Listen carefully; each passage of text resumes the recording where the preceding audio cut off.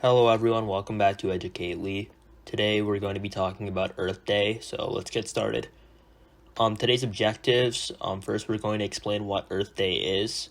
Next we're going to talk about the history of Earth Day, and then discuss what happens on Earth Day, like how people celebrate it and what people do on it. We're going to mention some pieces of legislation that's been passed as a result of greater awareness about the environment. And lastly, we're just going to give some examples of things that you can do to protect the environment or things that you can improve. So first, what is Earth Day? You might be wondering. You're likely familiar with it. You probably have had some celebrations at your schools if you go to a public or private school, but it's an annual holiday that raises awareness about environmental issues and like ways they can be fixed.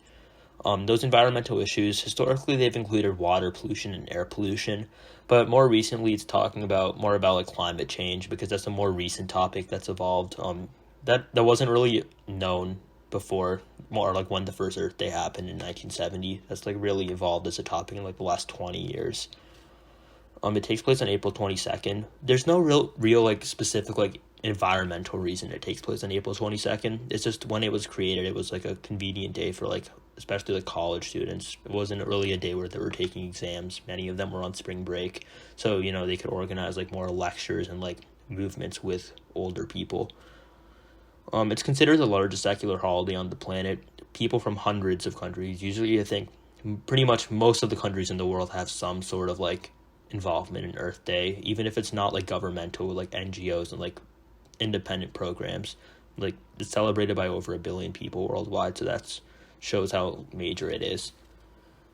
So to understand the history of Earth Day, you should understand what life was like before Earth Day. The first Earth Day was, for reference, in 1970.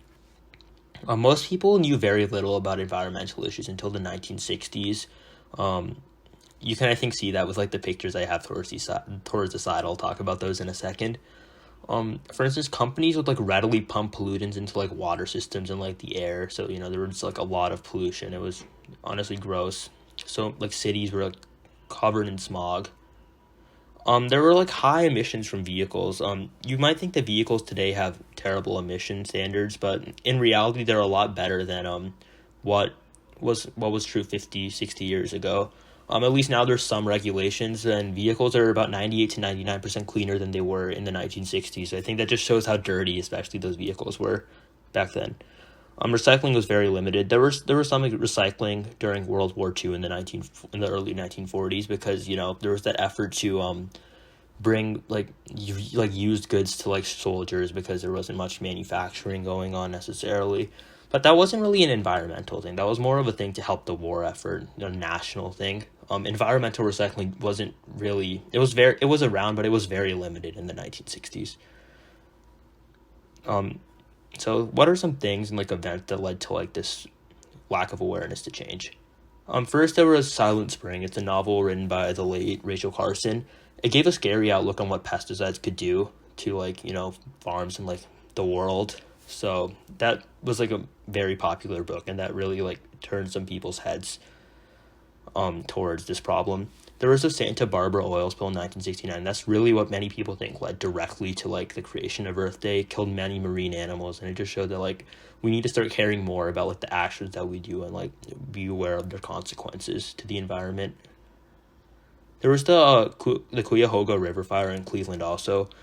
This right here is a picture of the Santa Barbara oil spill. This is the Cuyahoga River fire in Cleveland. Both of them happened in 1969. This one's really shocking because it was like right outside of the city of Cleveland. You can even see some of the buildings here during the fire, and it's like the river, like literal water is on fire as a result of how many chemicals and like how many like pollutants are in there. I think that's just scary to see. And this wasn't the only time it happened. It happened many more times. I think this was the largest time. This instance of it happening was like the most severe instance, but like there were so many pollutants that the water was on fire. I think that's like the shocking thing about it. The creation of Earth Day in its early years, in 1969, John McConnell, he proposed the idea of like having an international holiday to like celebrate, the Earth. He did that at a UN conference. Around the same time, you had another person. He was an American senator, Gaylord Nelson. John McConnell was just an environmental activist, by the way. He wasn't a senator like Nelson. Gaylord Nelson, he also helped organize nationwide like lectures and like movements and rallies in 1970 during the actual first Earth Day on April 22nd, 1970. Yeah, but largely at first this was an American movement. The first Earth Day was mostly just recognized in the United States, and it was very widespread in the U.S. It had millions of people listening to it, like lectures and like teach-ins were happening everywhere. But outside the U.S. in like the coming years, it wasn't that major. There were some celebrations that happened, but really the first global Earth Day was in 1990. It was organized in 141 countries at least by like NGOs and sometimes even the government itself, like themselves. And yeah, that's really ever since then. It's been like a yearly celebration. So yeah. So what happens in Earth Day? Like, what do people do? First, it's like a day where people are like encouraged to like start doing good things for the environment. So like carpooling, driving like with your friends if you want to go to the same place instead of like driving separately, recycling, planting trees, things like that. Usually there are rallies against environmental hazards that aren't being met properly by governments. This is especially true with climate change, I believe. Especially here in the United States where I'm from, there's some controversy on whether or not the American government is actually doing enough about climate change as a whole. And sometimes there are also meetings about global leaders, specifically about the environment. The Paris Agreement, the Paris Climate Agreement, I should say, it was actually, I think, passed, or like it had like an important step that was made. I believe that was the day it was passed. It was on an Earth Day, I believe in 2016 or maybe 2015. So yeah, usually this is a good day for like UN ambassadors or sometimes, leaders of countries just to meet about the problems that are happening with the environment. So what are some things that the US has done since 1970 and things that have happened in the international community?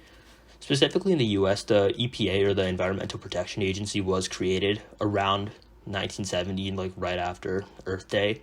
And the Clean Water and Endangered Species Act soon followed in the coming months and years. There were some changes made in like future decades, but it was like very soon after 1970, which was when the first Earth Day celebration happened. The Clean Air Act was modified and passed again in 1970, and it paved the way for lower sulfur dioxide and nitrogen dioxide levels and like other pollutants that come into the air, limited smog in like certain cities. The Clean Water Act, I should mention this, it basically made standards for pollutants entering the water systems in different cities. And the Endangered Species Act, as the name suggested, like helped classify and like organized efforts for like species that are becoming endangered. There are some controversies on whether or not it's doing enough, but it's a start, in my opinion. And there was the Paris Agreement in 2015, includes 189 UN member states, which is the majority, like the vast majority of them. So yeah. And interestingly enough, the United States, I mentioned some of the controversies with like rallies. I believe they did withdraw from this agreement. They were one of the member states that initially signed on to it, but under the Trump administration, they withdrew, which it made a lot of controversy at the time. It was like a source of many of the climate rallies that happened. So what can you do? First, to like help the environment, you can start recycling, and I think more importantly, you should just start using fewer plastic products in the first place, because then you don't even necessarily, and you should still recycle, but you don't have to recycle as much if you don't even use plastic in the first place. Like in the United States, recycling rates are pretty high right now, like probably, I believe they are at an all-time high, but the United States is also producing more plastic than ever before, so it's kind of like negating the effects of that, so that's interesting. I believe if you're like a student in middle school or high school, you're probably too young to do this on your own, but you should ask your families to like convert or like think about converting to a cleaner energy source, solar, wind, geothermal, some renewable source that's clean and like affordable for your family, like available in your area. You should start walking and biking to nearby places instead of, driving. You likely already do that. And if you're hanging out with your friends at like a common area, you should carpool with them. Just go with them instead of getting everyone to drive a, car themselves. You can use public transportation also. It's more efficient if a lot of people are using public transportation than if everyone's just separately driving a car. You should also volunteer to clean public places. If you have a park near your house, you might notice that it might have like a lot of trash if it's not getting regulated by cities or like your local government. So if you like, maybe there's like an effort happening near you, or like some sort of like organization that cleans up this trash, and that's something you should help out with. Even if you don't want to like spend hours cleaning up these like public places, if you like see trash on like the sidewalk, you should like do something to like pick it up, like throw it in like a nearby recycling bin. Just do things like that so it just doesn't like hurt the environment. It's just a good thing to do, I think, both as a person and to like look out for the environment. So yeah, thanks for watching. That does it for this video. If you want to help with like anything else related to geography, just click on any of the other videos in our geography course. Or we have plenty of other subjects here at Educately also. If you want to know more about how you can help, just feel free to browse the internet. There's plenty of resources on how you can help the environment. But that does it for this video, so thanks for watching.